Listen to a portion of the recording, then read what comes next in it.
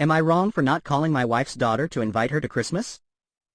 This is a story about my family and a difficult situation I had with my wife's daughter, Jane. It's hard to explain everything that happened, so bear with me. It's a long story, but I want you to see the whole picture so you can understand what I'm going through.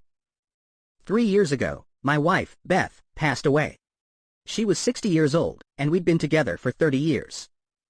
Before I met Beth, she had already lost her first husband, and she had a daughter, Jane, who was just 6 years old at the time. Jane was so young when her father died. Beth and I got married when Jane was about 10 years old. I felt like I was walking into a family that already had a lot of history and their own way of doing things. When I first met Jane, I was a little afraid of being a father to her. It's one thing to have your own kids, but it's totally different when you're trying to step in as a parent to someone else's child, someone who's already dealt with losing a parent. I was scared that I would mess things up, but Beth told me to just let her be the mom, and to listen to her advice. Beth had already gone through so much, losing her husband. I knew I needed to be there for her, but I just wasn't sure how. I really wanted to be a good guy to Jane. I tried my best to be a good father figure to her. I wanted her to feel comfortable and loved.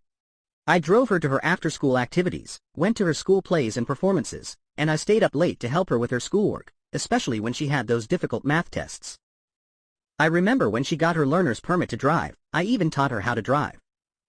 I never wanted to replace her father, but I wanted to be there for her. I think maybe she was a little angry at me for being there, even though I didn't really try to change the situation. I thought she would eventually see me as a part of the family. We even shared a love of fantasy books and Star Trek. We had a lot of fun together watching sci-fi movies. I wanted her to see that I was someone she could trust and count on. But it didn't work out that way. Jane never really called me Dad. And she didn't even call me Uncle Sam, just Sam. I know she called me Sam, because she always called everyone by their first name, but it felt like I was being kept at arm's length. I thought we were getting closer, but she really kept her distance. It seemed like everyone else saw it too. Even my own kids would say, "Don't worry, Jane just doesn't like anyone," and it really made me think, are you kidding me? What's wrong with me? I thought I was doing okay. It's not easy to be around someone who seems to push you away, even if you're trying your best to be kind.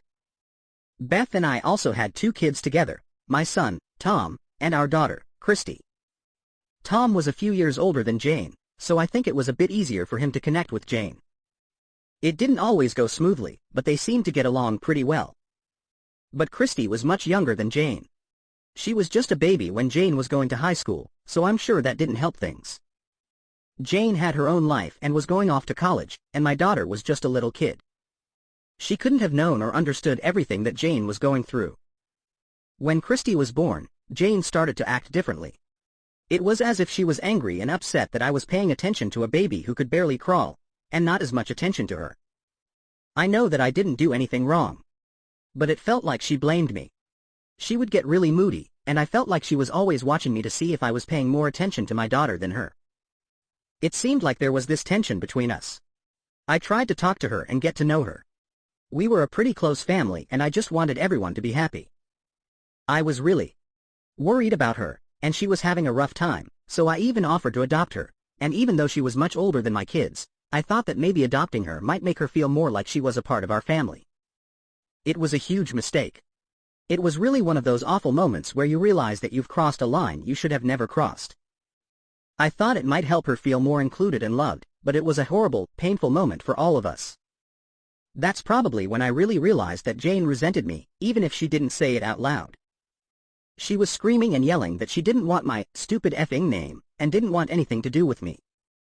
It was really hurtful to be yelled at and have someone tell me that they didn't want to be part of my family, especially since I was trying so hard to connect with her. I didn't know what else to say. After that, we pretty much avoided that topic. I just couldn't see that happening. It felt like a boundary had been crossed and a line had been drawn, even if she didn't cross it. Jane's dad's side of the family never seemed to like me much. Jane was always pretty close with her dad's brother, and I could see how important those family connections were to her. But it's not my fault that they didn't want to accept me, or that they might have made Jane resent me, or any of that. It's just a fact of life. We had a pretty typical household. Beth loved her kids. We had a lot of fun as a family, but my wife was not really the disciplinarian type. She didn't want to argue or have those tough conversations with them. I was the parent who would give the timeouts. I took care of the consequences if they were acting up or if they had done something wrong. It's not like I was a harsh parent. It's the typical things a parent would do: ground them, take away their car privileges, or talk to them about what they did wrong. It's pretty standard for any family, but it seemed to really make Jane mad. I thought we were making progress. I thought she was getting used to being a part of our family. I remember that it seemed like things were going well, at least for a while.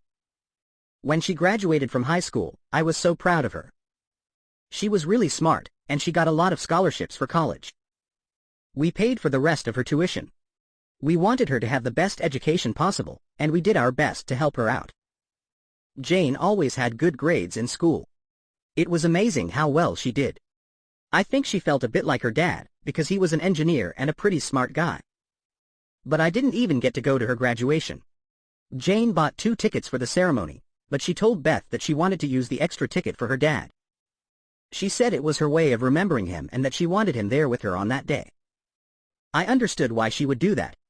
But at the same time, it really hurt to know that she had excluded me, even though I had always been there for her, even when things were tough. It seemed like she was determined to keep me at a distance, to make sure I knew I was an outsider.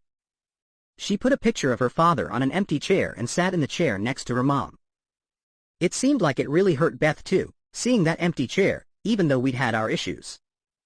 It was a tough moment for me, feeling so excluded from a family moment that had already been filled with loss. She even chose to have her dad's brother walk her down the aisle at her wedding. I guess I understood why. Her dad would have wanted his brother to take his place, and it just felt so complicated. When I went to Jane's wedding, it was one of the most confusing days of my life. Her father's family was there, and it felt like they were all watching me like I was someone they didn't trust. But I couldn't even really blame them. I wasn't part of the family, and it's hard to step into a family that's already going through a lot, trying to keep their memories of someone alive. I tried to make the best of it. I wanted to be a part of this special day, but I felt really out of place. It wasn't like she'd asked me to do a reading or walk her down the aisle. It was just like I was another person at a wedding. The table for my wife and me was right next to a spot for her dad. The empty chair was there for him. My wife was sitting in the chair next to her empty seat for her late husband, and I was sitting elsewhere, alone. I really thought my wife was trying to include me in that family moment, but it was kind of confusing and hurtful to not be sitting with my wife and at that table with the rest of the family. My wife kept saying, "It's her day, Sam, it's her day." I knew it was just something I'd have to get over. We even tried to find a common ground in talking about the wedding. There was a moment where they did a father-daughter dance, but because her father wasn't alive, she made me be her not father-daughter dance partner. It was like she's always playing the poor me card. And I get it. It's hard. She lost her father, but I have feelings, too, and my kids felt like I wasn't accepted by their stepsister. But it was still a really happy wedding. My wife was glowing. I'm not going to pretend that the day wasn't special. I just wasn't really included. It felt like there was always something holding us back. It's really hard to be a good parent to your stepkids, and then feel like they are so determined not to be your kids. I was just so worried about Jane. I just wanted her to be happy, and I tried really hard to do that. And it seemed like everyone was happy for her. When Jane had her first baby, Beth and I were so thrilled. We were so happy to become grandparents. We were both excited to meet our new grandbaby. It felt like the start of a new chapter. I hoped it would mean new beginnings, even though I had a hard time getting closer to Jane. I didn't have any expectations, but it felt like things might be different this time. It's hard to describe that feeling of anticipation, of looking forward to the future, even if you know there's a chance it won't turn out the way you want. We both loved her little boy so much. He was beautiful and so tiny. We just wanted to spend all of our time with him, playing games and giving him all of our attention. He was the happiest baby we knew. I felt like I finally had a reason to be close to Jane. It seemed like the perfect way for our families to be together. But that's not what happened. Jane made it perfectly clear that my wife was going to be Gram, but I was still going to be just Sam to her kids. She even tried to make sure that we called my daughter Christy, and not by her first name. I was a little taken aback when I realized that was what she wanted. Jane would often make comments about her husband, and how he was such a good dad, and she'd say things like, "I want my sons to be just like their dad," which made me feel a bit excluded and hurt. I couldn't really say anything about it, so I just let her be. She was clearly focused on her ex and wanted him to be the perfect dad for her children. I really didn't get it. I'm a pretty good dad and had been there for Jane since she was a little kid. I can't really say that I was surprised. I always had a feeling that she didn't want to be close to me or our family. It felt like she was trying to push us away. Things became really strained between Jane and me. I knew something was wrong, and I wanted to fix it, but I just couldn't figure out how. She was also always mentioning her dad's brother. I think Jane really felt a lot of pressure from that side of the family to always keep their memories of him alive. I guess I get it. They had been through a lot as a family, and they were close. It was just difficult for me to accept that her dad's brother wasn't really a part of our family, and that they'd all kept in contact while she was growing up, but I felt left out. When Tom and his wife had their first baby, she was a great kid. I loved her right away. Her name was Lily. We spoiled her rotten, and Tom and his wife weren't too upset about it. Tom's wife called me Grandpa, and it really was like a dream come true. I finally felt like I was accepted by our family. There was such a warmth and affection between us. It made me realize that I hadn't forgotten how to be a grandpa. I really didn't expect to feel so close to Lily. It's like a whole new chapter started in my life when she was born. It made me feel whole, happy and loved. I was finally a part of a family. But it also made me feel even more sad about Jane, because she couldn't be happy for us or my grandkids, and she always reminded me that I would be Sam to her kids and never Grandpa. It felt like she was going out of her way to keep me at a distance. It seemed as if she really wanted to make sure that I didn't forget about my other role as Sam.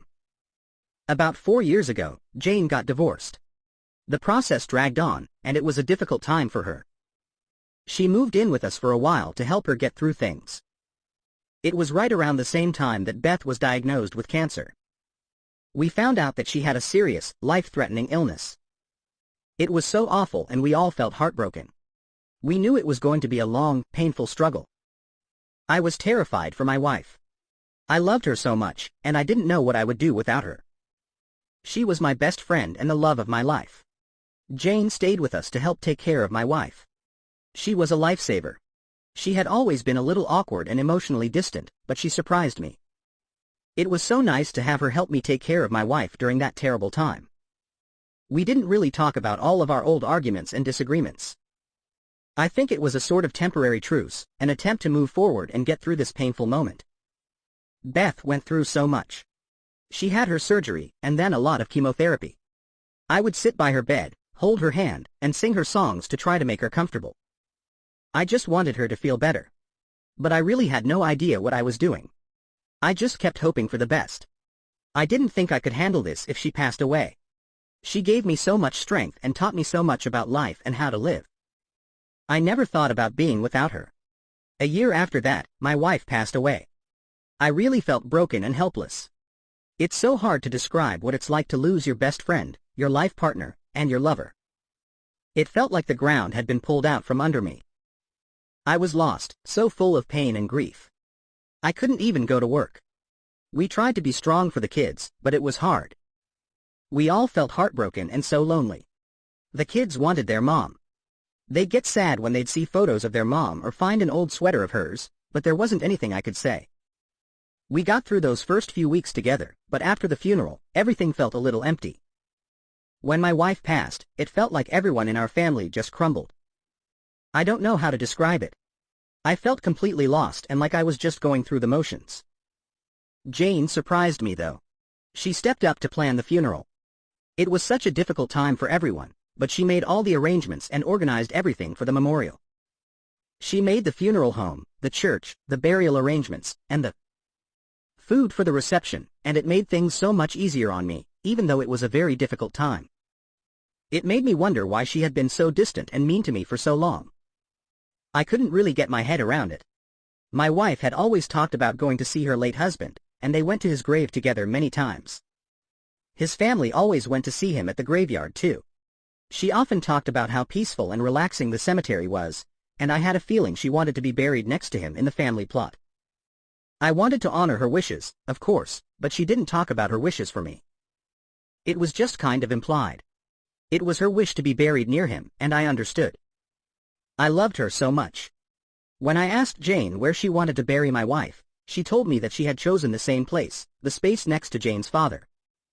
She told me she was pretty sure that's what Beth wanted, even though she'd never mentioned it before. I felt like it was a bit odd to make such an important decision on my behalf without even asking me, especially when it felt like we had always talked about what she wanted to do after she passed away. I asked Jane what I should do about my final arrangements. I had always wanted to be cremated. I wasn't concerned about my final resting place.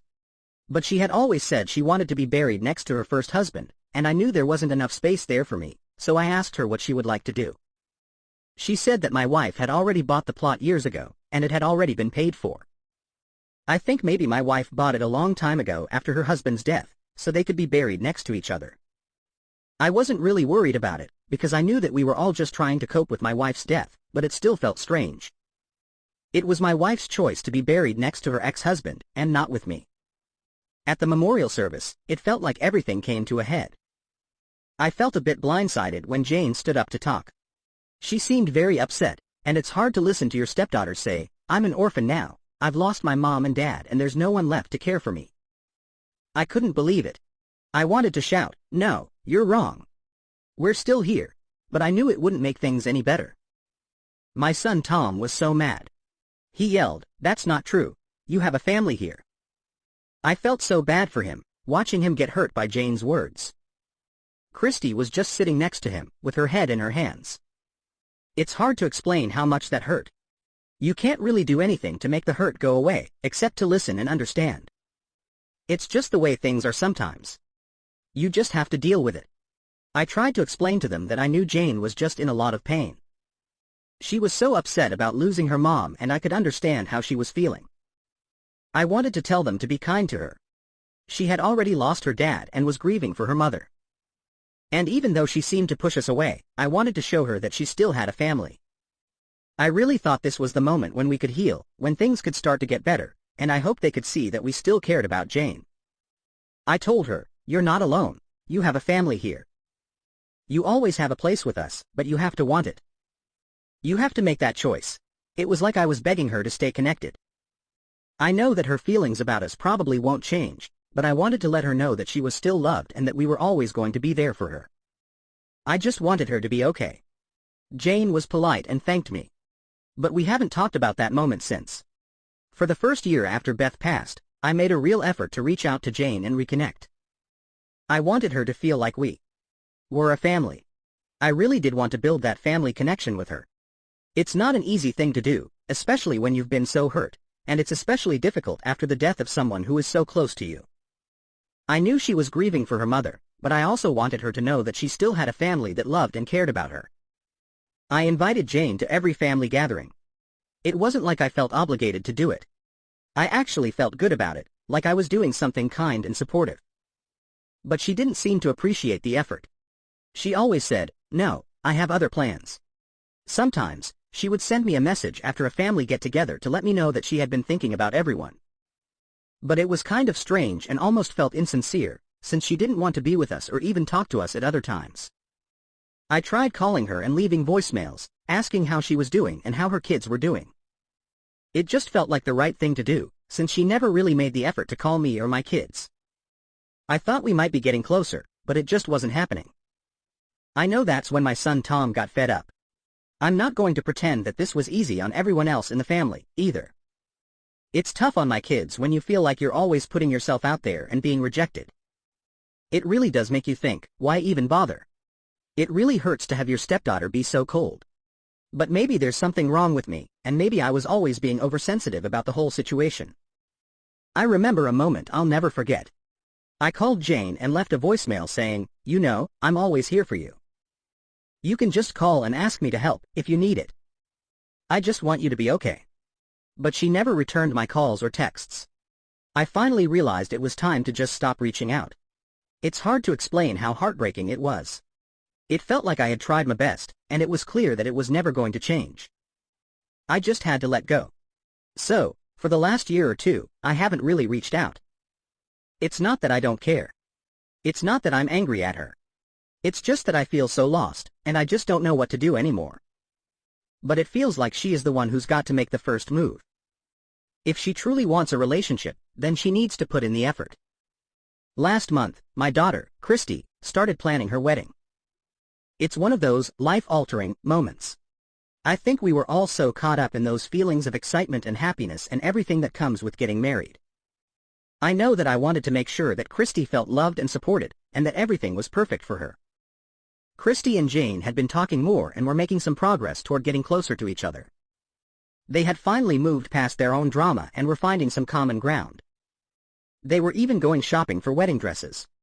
I wasn't sure what to make of it. It felt like I was back in high school. My daughters were acting like a bunch of gossiping girls, but they weren't really talking to me. Jane was now telling Christy how lonely she feels because her kids would be out of town for the holidays, and how much she would have liked to come for a big family Christmas. My daughter, Christy, asked me to invite Jane to our Christmas dinner at our house. My son and his family would be there, and Christy and her fiancé. I told Christy that Jane knows she's always welcome, and it wasn't really my job to tell Jane she's always welcome. She knew that. But my daughter was determined.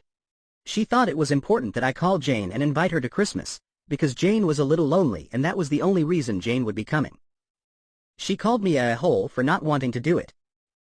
I felt like she was being really mean, especially at such an important time in her life. I knew that I would probably be making everyone upset if I said no to her request. And, of course, if Jane didn't come for Christmas, Christy wouldn't be there, and that would have created so much more drama, so I just agreed to invite her. The whole thing was so ridiculous. My son, Tom, was also mad at me, and it felt like he was angry with Jane too.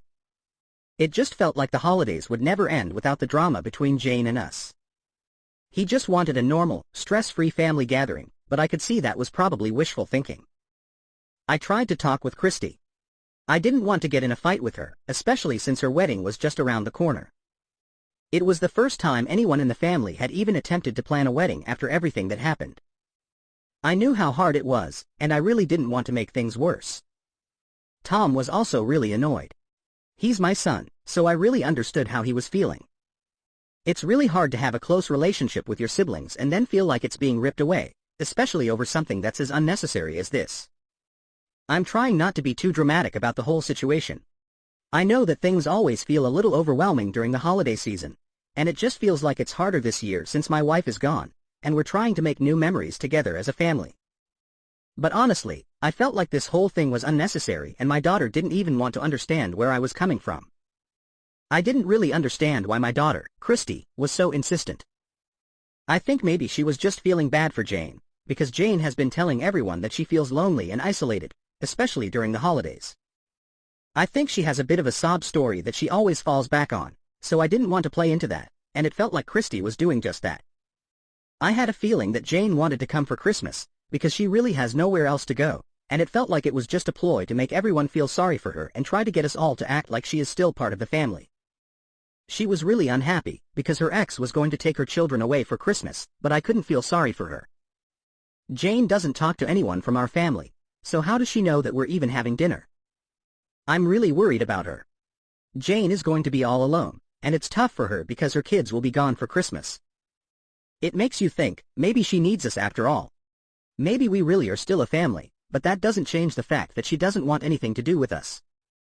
If she wanted a family Christmas, she could just make a plan and make the effort to reach out. It really feels like Jane's holding out, waiting for the perfect time to swoop back into our family. I don't even think she knows what she really wants. She just wants to be loved and wanted. I'm trying to stay calm and not get angry. But it's hard to listen to my daughter complain that I'm being selfish for not wanting to invite my wife's daughter to our house for Christmas.